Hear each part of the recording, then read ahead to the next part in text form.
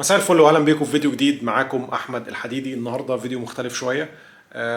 بنحضر لسفريه زنزبار.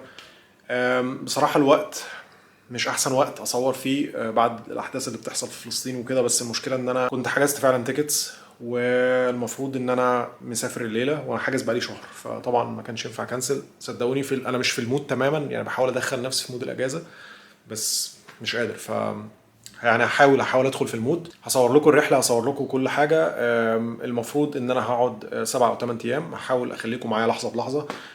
طبعا انا بسيب كل حاجه لاخر لحظه، موضوع تجهيز الهدوم وكده، فلسه ما خلصتش تجهيز الهدوم، ما حطيتش الهدوم كلها في الشنطه، فاحط الهدوم في الشنطه واخد شاور واكل اخر وجبه في اليوم، وبعد كده اطلع على المطار. فاضل تقريبا ساعتين، يعني قدامي ساعتين اخلص كل ده واطلع على المطار. فخليكم معايا علشان تشوفوا عملت ايه في الرحله كلها. خلاص في مطار دبي عملنا البوردنج وكل حاجه. لو اي حد بيسافر من مطار دبي يخلي معاه برنت اوت، يطبع الفيزا. لو مسافر زنزبار او مسافر تنزانيا، يعني عموما لازم تطبع الفيزا، لان بيرخموا فشخ ورجعوني علشان اطبع الفيزا. فالموضوع كان رخم قوي، ضيعت لي بتاع نص ساعه تقريبا رايح جاي. فان كيس يعني حد مسافر من دبي، بس انا بحاول امسك نفسي، مش عايز اجيب اي شوكولاتات ولا اي حاجه. المسوق حر هنا، فنروح نقعد نستنى ميعاد الطياره. الساعه دلوقتي 10:30 و5. الطياره تقريبا التشيك اوت او التشيك ان قصدي هيبقى 12 الا. ف اروح اقعد شويه. الرحله كده شكلها هتبدا بدري، شكلها تطلع بدري، هنجهز اهو نطلع. انا بحاول اقف شويه بعيد علشان الناس عماله تبص بالكاميرا، الكاميرا كبيره، الناس عماله تبرق. بس رحلة تقريبا ستستغرق 5 ساعات و40 دقيقة. ربنا يسهل ومحدش يقعد جنبي رغاي، علشان أنا بجد يعني أكتر حاجة بكرهها حد يقعد جنبي رغاي في الرحلة. بس هتابعكم. المطار مش زحمة أوي، أنا اخترت ميعاد الحمد لله كويس، الساعة 12:30 دلوقتي. للتشيك إن في الفندق بكرة الساعة 1 الظهر، وأنا هوصل الفجر تقريبا توقيت تنزانيا. فمعرفش بصراحة هعمل ايه. شكلي كده هبدأ اليوم قبل ما اعمل تشيك ان، هبدأ اليوم والف وبتاع لحد ما تيجي الساعة مثلا 1 واعمل تشيك ان وانام لي ساعتين 3 وانزل بقى بالليل. بس المشكلة ان انا كلمت الفندق قلت لهم ينفع اعمل تشيك ان بدري؟ قالوا لي لا يجوز، مش هينفع. فهضطر ان انا اعمل تشيك ان في معادي الساعة 1. فهيبقى من الساعة 5 لحد الساعة 1 الظهر هبقى لقيت، هبقى مفيش مكان اقعد فيه تقريبا. فحلو الموضوع ده، حلو موضوع المغامرات ده، انا بحب الجو ده يعني، فده كويس. بس انا مستني الزحمه دي تخف. في زحمه كتير هناك، الناس داخله. فمستني الزحمه دي تخف وبعد كده اتحرك. مبحبش انا اتزاحم وبتاع. بس يلا اشوفكم ان شاء الله لما اوصل تنزانيا. سلام. صباح الفل، وصلنا المطار. انا خدنا تاكسي ورايحين الفندق. انا لسه لحد دلوقتي مش قادر اتعود على موضوع ان الدواسه بتكون على اليمين. فكرت ان انا اجر عربيه، بس موضوع العربيه بالنسبه لي هيبقى صعب شويه، موضوع السواقه. فانا مش عايز اعمل مشاكل بصراحه. نفس الموضوع، جربت اسوق وانا في انجلترا. وانا هناك فكرت ان انا اجر عربيه، فقلت اسوق الاول اجرب. بس فكره ان انت عايز تشغل دماغك ان انت كل حاجه هتبقى على اليمين، انت سايق على اليمين، الموضوع مربك فشخ. كل حاجه مربكه. فقلت لا، بدل ما اعمل حادثه ولا اعمل مشكله، فخلينا نقضيها تاكسيات احسن. هنروح على الفندق دلوقتي. طبعا التشيك ان الساعه 1. الساعه دلوقتي 6:15. مش تعبان قوي يعني، ممكن اشوف لو هينفع اعمل تشيك ان لو في اوضه فاضيه. كان بقى ما كانش في اوضه فاضيه، احط الشنط واشوف مكان افطر فيه، وبعد كده نبدا يومنا.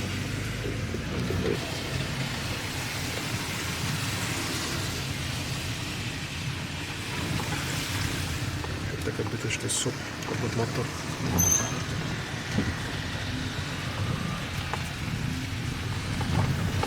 بالمناسبة لو في حد جاي من دبي على تنزانيا، احيانا بيغلطوا بيدوك ورقة علشان تدفع فيزا. لو انت عامل فيزا اونلاين بتبقى دافع من عندي $50 تقريبا اي فيزا، احيانا بيغلطوا ويديك ورقة عشان تدفع تاني. فخلي بالك ممكن يخليك تدفع تاني. فممكن في ناس تفتكر تقول ده دي تكلفة تانية، بس الحمد لله ان انا سألت كان هيدفعني تاني مرة تانية مع ان انا دفعت اونلاين. فخلي بالكم. تاني حاجة موضوع البرنت اوت، حاول تطبع الفيزا لانهم هيسألوا عليها، الورقة نفسها مش الموبايل. الموضوع ده مهم. سألت هنا على كلامهم انهم بيقولوا فيكسد برايس طبعا في المطار، فانا خدت، انا ما فيش حيل ان انا افاصل وكده، فتقريبا هي $15 من المطار لحد الفندق تقريبا ربع ساعة من المطار، مش بعيد قوي يعني. حاسس ان انا صوتي مكحوح كده، انا استر ما كنتش جالي برد. بس فادينا رايحين على الفندق وهتابعكم كمان شويه.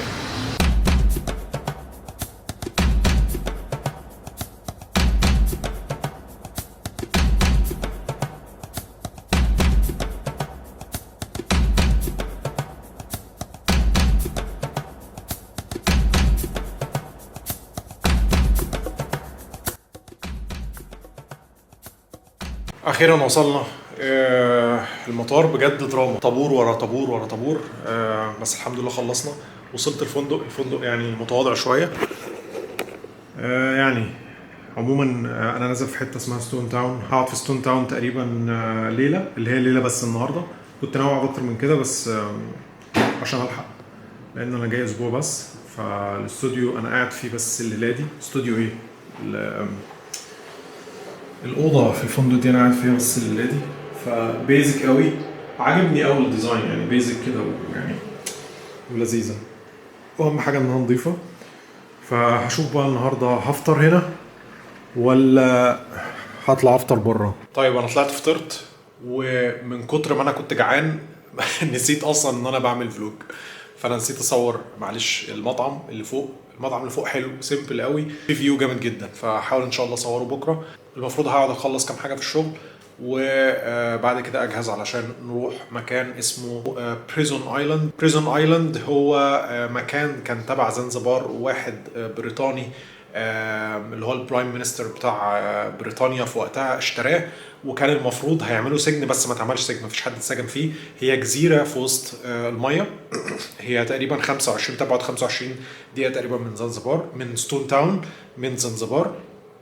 مكان تحفه، وكذا حد قال لي عليه ان انا لازم اروح اشوفه وكده، فقلت لا لازم اروح اشوفه، لان كذا حد رجحه لي، يعني كذا حد قال لي عليه. فالراجل اللي هو سواق التاكسي اللي خدني من المطار اقترح عليا اقتراح، قال لي ممكن اخدك اوديك ومش عارف ايه وبتاع. هتبقى دي البلان النهارده. انا مش عايز افرق كتير. انا مشكلتي لما كنت بطلع اجازات ببقى ستريسد قوي، ببقى عايز اعمل 100,000 حاجه في نفس الوقت، فببقى مش عارف ارتاح، يعني اللي هو عايز اعمل 100,000 حاجه في نفس الوقت.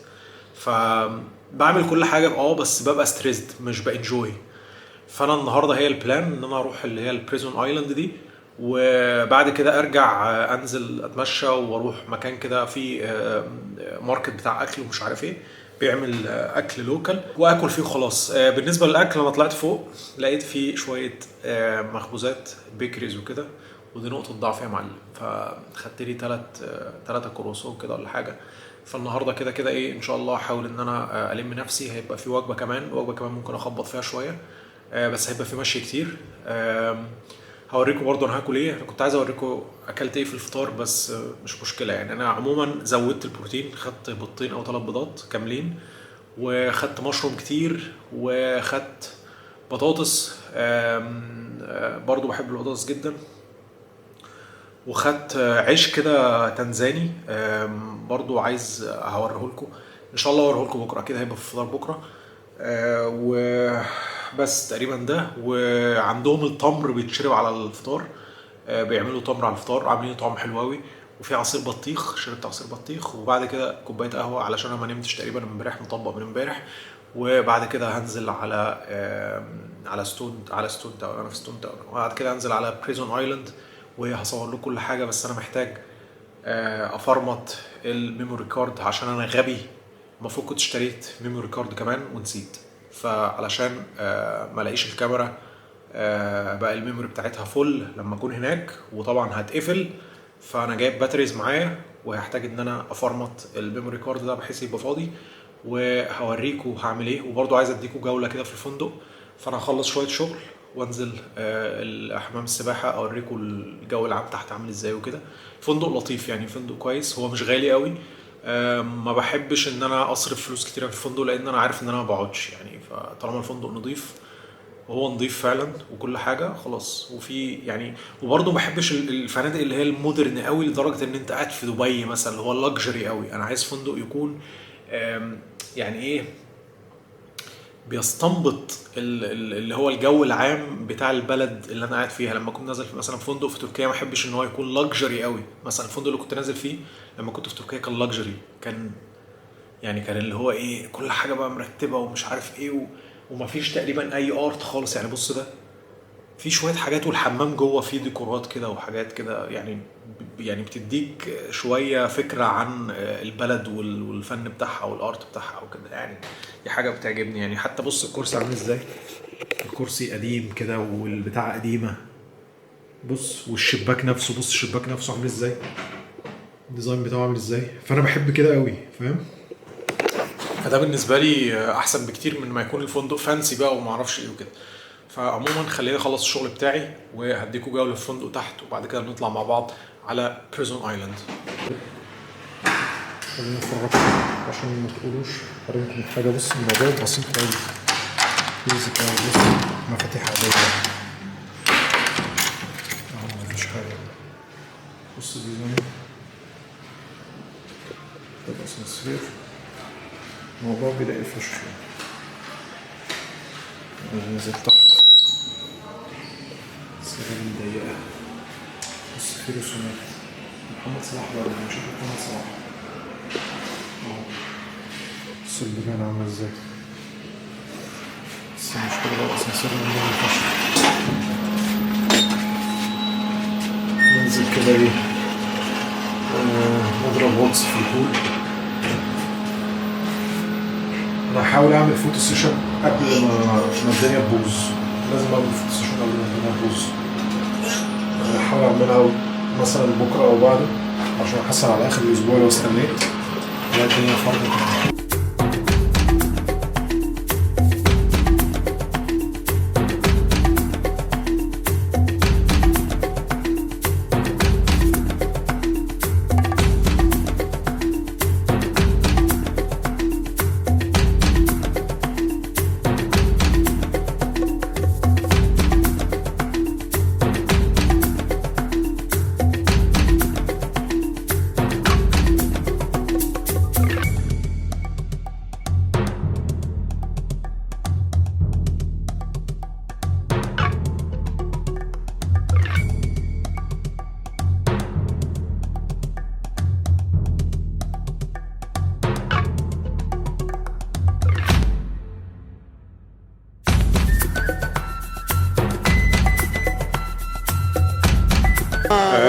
احنا رايحين دلوقتي على البوت او المركب، ومعايا ارمور's here. I'm just vlogging. Old Stone Town. This is the Old Stone Town. You are in Old Stone Town now. You are in Zanzibar and you are in Old Stone Town. Okay. This town is called Old Stone Town because it is old and the buildings were made out of stones. Yeah. Of coral stones, but not only coral stones were mixed with limestones. Limestones are normal stones, but nowadays people are not allowed to construct the building of coral stones because they destroy corals. And if you destroy corals, you reduce number of fish because fish lay eggs in the corals. In order to avoid coral destruction, the government decided to prevent the people from using coral stones. Nowadays, the only limestones are used in the construction of stone town buildings. Okay. From guide in detail. From using. He's doing a great job. 52 mosques and 2 churches only. Okay. Here in this old stone town, but there are a lot of churches. Do you have? Other areas outside stone town. But the majority is Muslim, right? Yeah, Zanzibar Muslim Islands. Zanzibar are Muslim islands. 98% of Zanzibar are Muslims. Okay. 2% are Christian. Yeah. Different Christian. المكان اللي هناخد منه القارب، حاسس انه هيغرق بينا قبل ما نوصل. شكله متمرمط فشخ. السلام عليكم. Thank you bro. Thank you.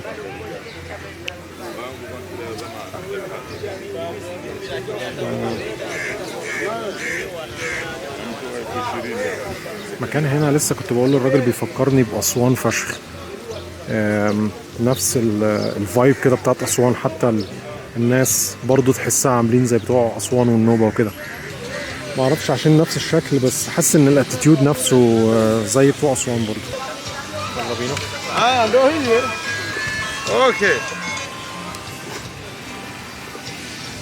Hello, people.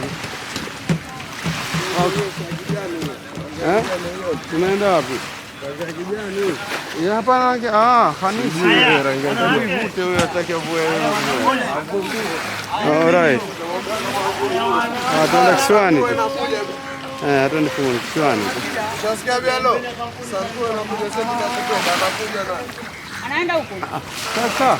I thought it's is it this boat? Yeah, this boat. Okay. This is much faster. Takes 15 minutes. The bigger like those, 30 minutes. We take this, which takes 15 Is it minutes. safe? That's the most important Quite thing. safe. It's I quite mean, safe. Don't worry. I don't mind like spending 30 minutes, but I want to ride It's safe. quite safe. Okay, It's quite safe. Don't Okay. worry about that. For sure, it's quite safe. let's go.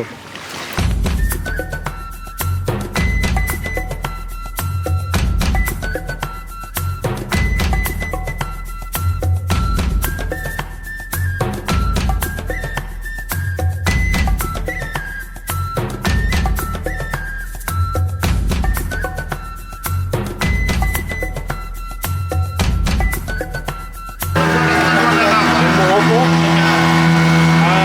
No, they are using the dialect, the informal language, but they are mixing it with French.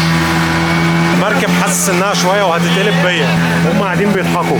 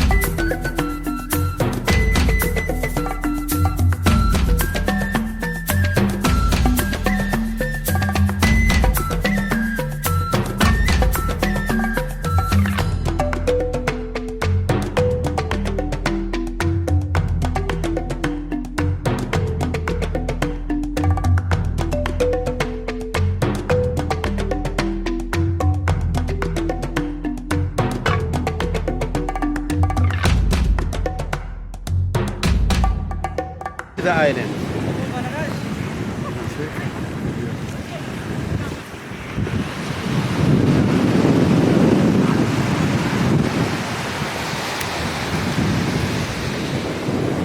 Okay, let's go. Let's go. Maybe one is French from Algeria, maybe or Tunisia. I don't Do know. they speak Arabic? No, she doesn't. Like, she has Arabic roots, but she cannot speak Arabic. Okay. Because I tried to speak in Arabic and she couldn't understand, so like, okay. Okay.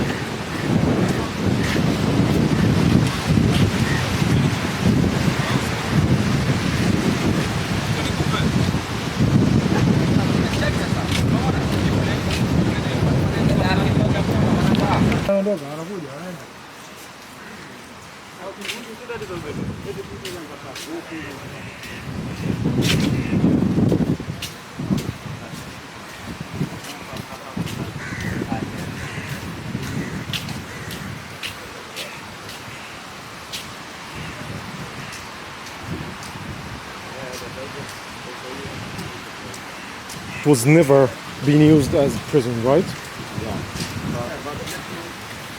Explain to you in detail, yeah? Okay. This island is called the prison island because the prison was built in this island Okay. in order to torture the slaves who didn't respect the law. Because Zanzibar was colonized by Oman. Oman Oman. colonized Zanzibar. Okay. During the period of Oman Arab, Zanzibar was the slave trade center in East Africa.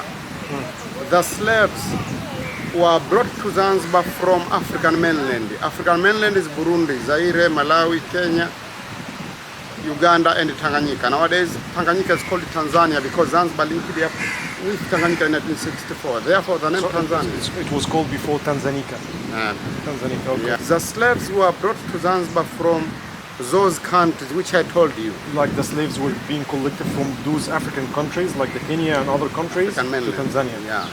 Okay. To Zanzibar. To Zanzibar.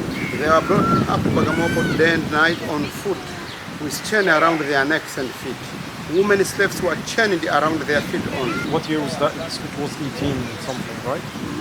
The slave trade was officially started in the 15th century, in the 16th century, and it was officially abolished in 1873.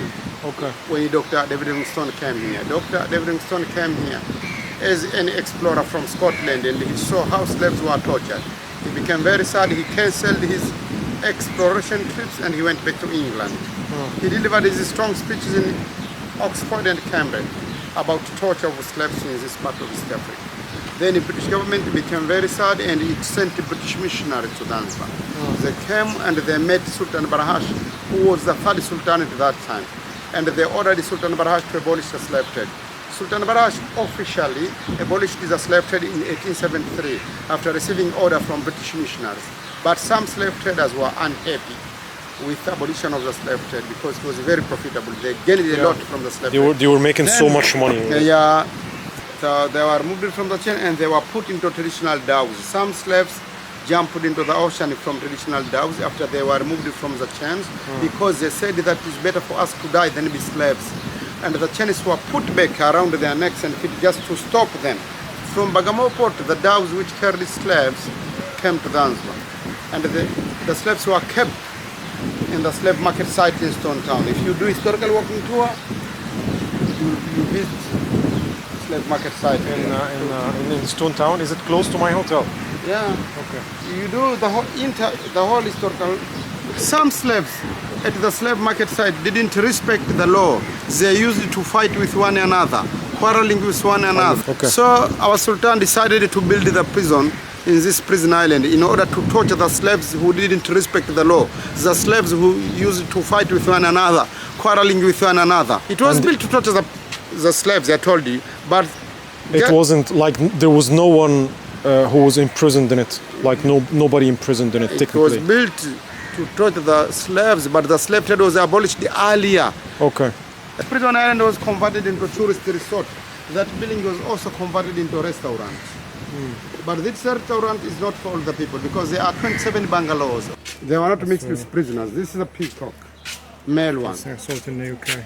The male one wants to open its tail. Yeah. Female one are not colorful. They are a little bit brown. Yeah. This is a male one. It wants to open its tail now. The male ones are always prettier in all the species. Yeah, like so. There you go.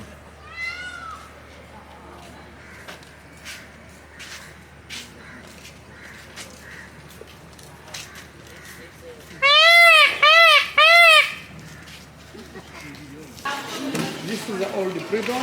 It was covered by the roof before. The entire ground chamber. Here? Down here.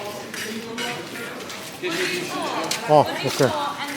بالمناسبة لأي حد هيجي هنا انت مش محتاج خالص جايد، مش محتاج جايد نهائي، يعني الموضوع كله انت بتطلع من عند ستون تاون من اي فندق انت قاعد فيه، تطلع على المنطقة اللي فيها المراكب وتاخد اي مركب، هتاخده مثلا ممكن ب $30 مثلا ولا حاجه، ولا $35 حتى، وبتنزل وخلاص وبتدفع تيكت ليك وخلاص، مش لازم تاخد معاك جايد. لما بتاخد جايد بتدفع تيكت ليك وللجايد، ف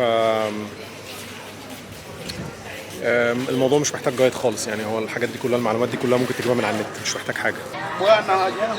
الجو هنا رطوبه اكتر من دبي.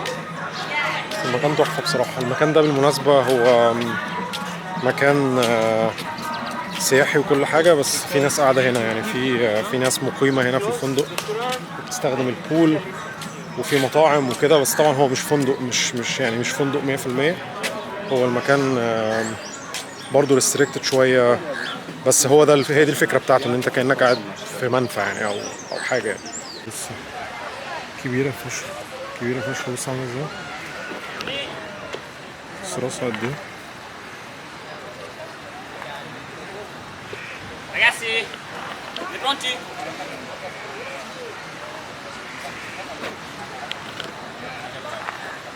تقريبا أكبر سلحفاة شفتها في حياتي.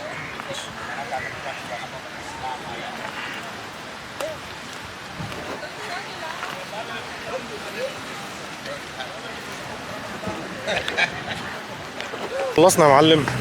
طبعا غلطة ان انا غلطتها.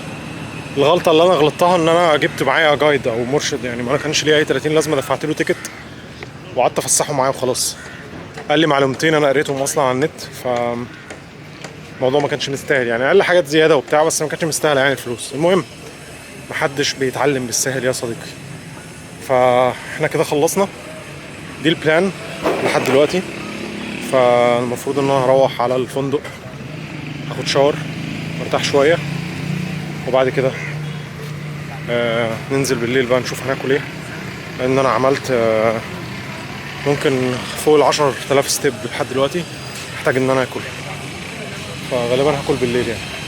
زي الفل. حاولت انام مش قادر، حاسس ان انا هايبره مش طبيعيه، مش قادر انام فعلا. حاولت ان انا اضغط على نفسي بس برضو مفوق. برضو مش جعان جامد. فخدت انا بروتين، خدت 2 سكوبس بروتين. فهنزل اروح اللي هي اسمها ستون تاون اللي انا فيها دلوقتي. هروح احاول ان انا اشوف مطعم اكل او حاجه اكل. همشي شويه كده في الشوارع وبتاع واحاول استكشف المكان. بس خلينا نشوف هناكل ايه. طيب يا رب تكونوا سامعيني. احنا كده وصلنا المطعم، هو تقريبا 3 دقايق من الفندق. فالفندق تقريبا هناك في الحته دي. هنقعد ناكل. خليني اوريكم هاكل ايه.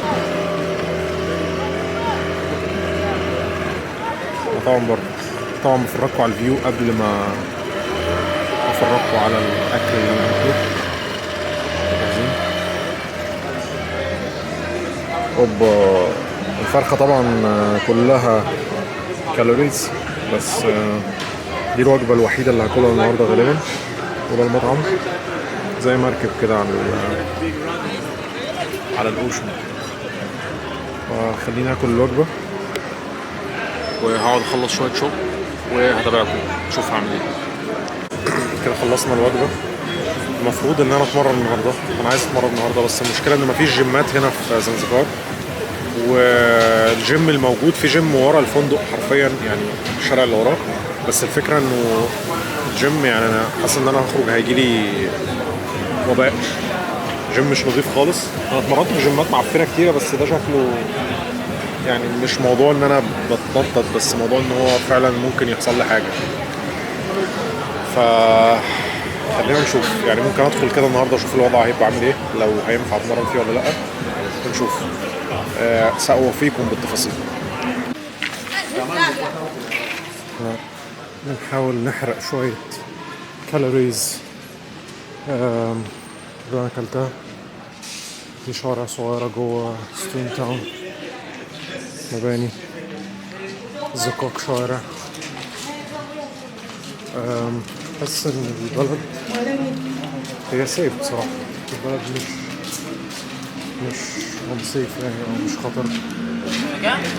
ثانكس مان. همشي شويه كده وارجع تاني لان انا تقريبا الاواخر يعني. بس ماشي لطيف يعني، مكان لطيف. بس ده ديزرتس، حلويات. البلد ليها جو، عارف، ليها جو حلو. يلا نرجع.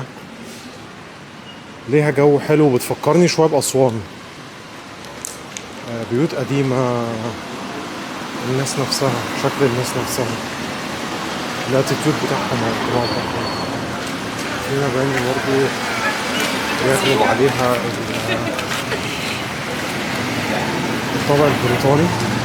مباني قديمة عاملة زي ما تكون في لندن، شبه مباني قديمة موجودة في لندن. عاجبني اوي الجو ده. بص المبنى عامل ازاي، قديم انتيكا اوي.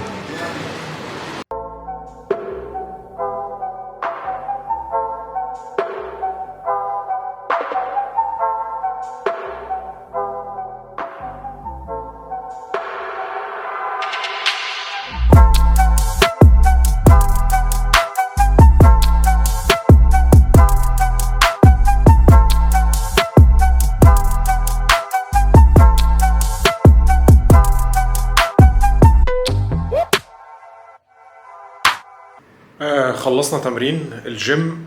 قذر، الجيم قذر بجد، مفيش منفذ هواء، الريحة مش طبيعية. بس الحمد لله خلصت. يعني خلصت تمرين، اتمرنت انا كده بالي مرتاح. فالمفروض احاول انام. انا لسه برضو مهايبر، مش جاي نوم. انا خدت تقريبا من 100 جرام ل 150 جرام بروتين بس، ان ما كانش اقل. ممكن اكون عامل لي كمان اقل من 100. فالنهارده ما عرفتش اجيب البروتين قوي لان انا اكلت وجبات برضو كبيره شويه.